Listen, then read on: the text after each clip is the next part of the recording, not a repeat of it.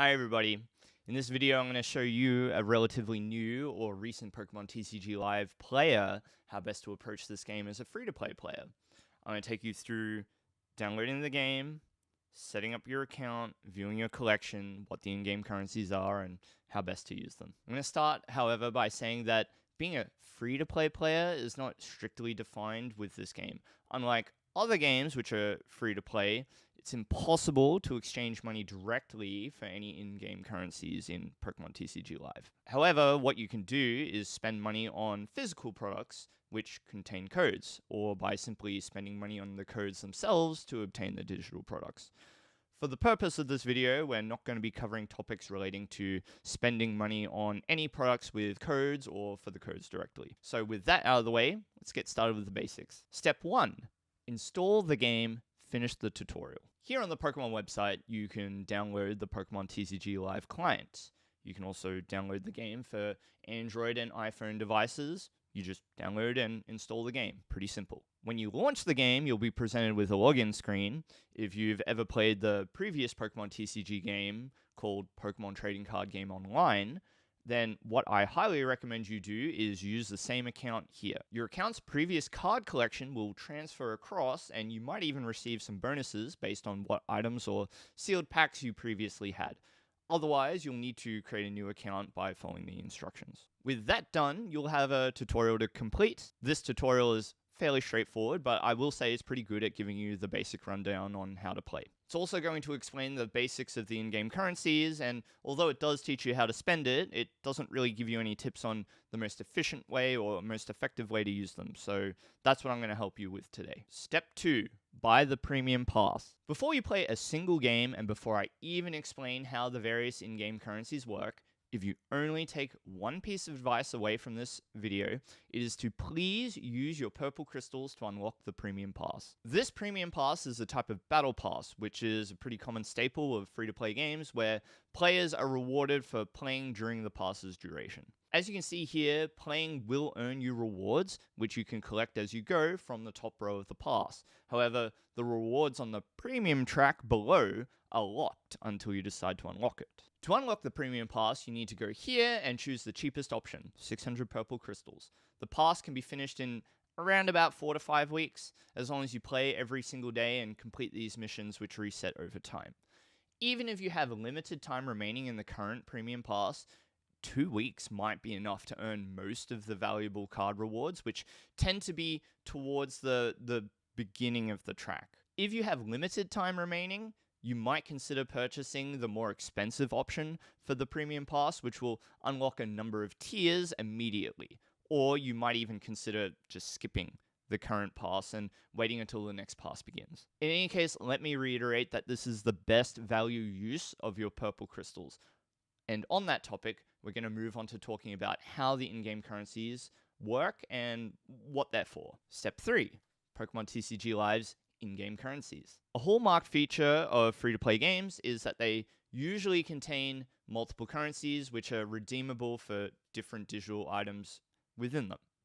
Thankfully, Pokemon TCG Live is a bit easier to understand than its peers, for now only really featuring 3 fairly straightforward currencies. The first one is the easiest one. The gold coins are just for cosmetic items, which you can use to deck out your avatar.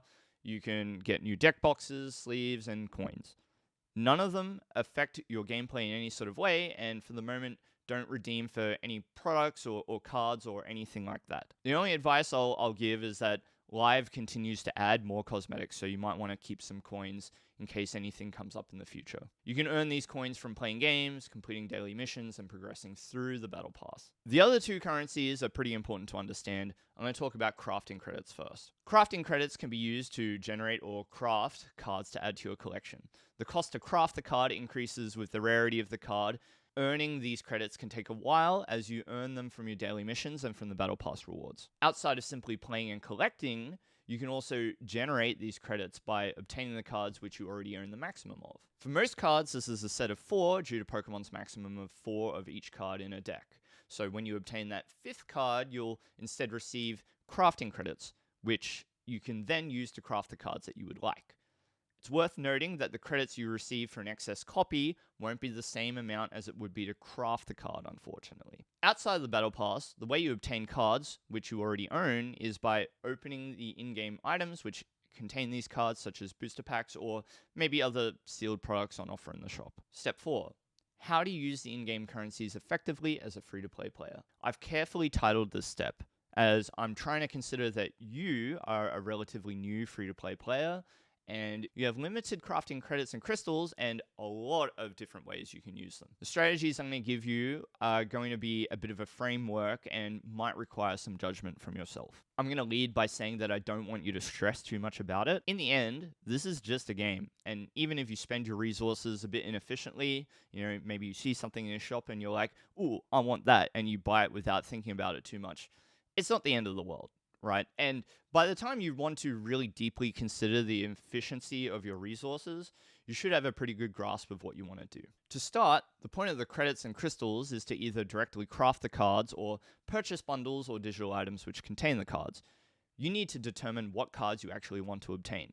Go into the deck builder, check your collection, confirm which cards you have and which ones you need. Once you know the group of cards that you want, you can do some research into whether any of the bundles or products contain the exact cards that you need. The products worth checking are the ones that contain a full deck's worth of cards.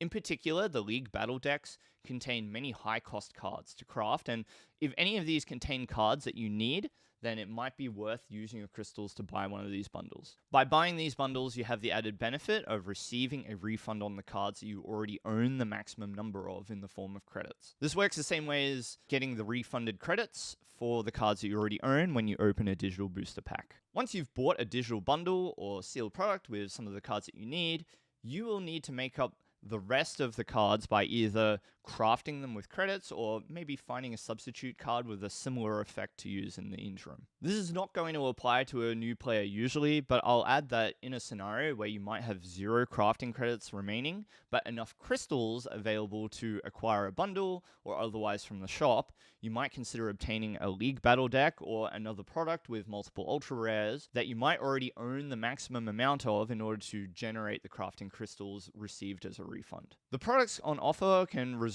in differing yields, so you may need to look into the value of each of these from that perspective. As this is a guide geared towards a newer player with limited resources, I'm not going to go too deeply into the economics and efficiencies here. For a newer player, I'd recommend just being patient, just play for a few days, see what you earn from your daily rewards and the Battle Pass. Step 5.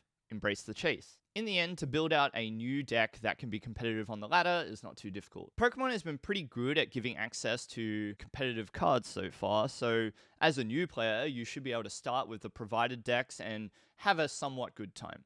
Ranked is quite a grind.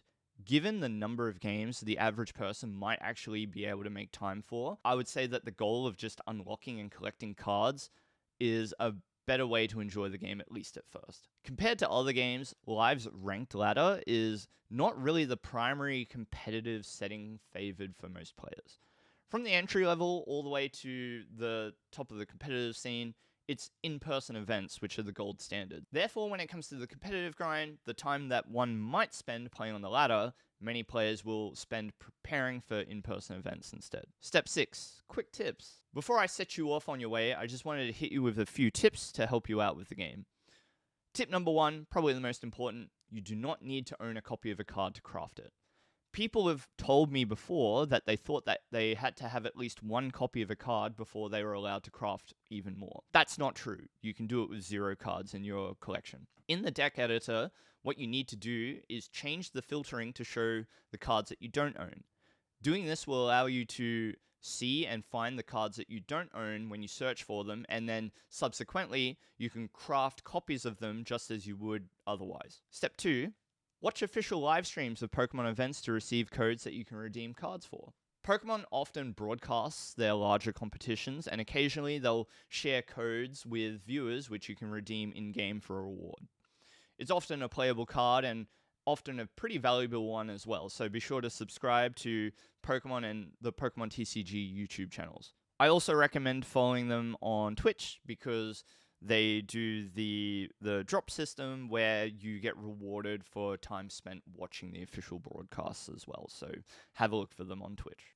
Speaking of Twitch, step 3, follow me on Twitch. So, a bit of a self-plug here, but I stream on Twitch 4 to 5 nights a week. Vice Games is my Twitch channel, and I often do giveaways for Pokemon TCG Live booster codes and sometimes other products too. So, if you'd like to catch me there, follow me there. You might be able to enter in one of my many raffles and have a chance at winning some codes to help bolster your account and get you started. So please follow me there. And if you found any of this useful or helpful, maybe let me know in the comments, or just like the video, subscribe to the channel, and I'd love to see you in the next live stream or video. So look, take care and have a good day. Enjoy and good luck with Pokemon TCG Live. Thanks all. Goodbye.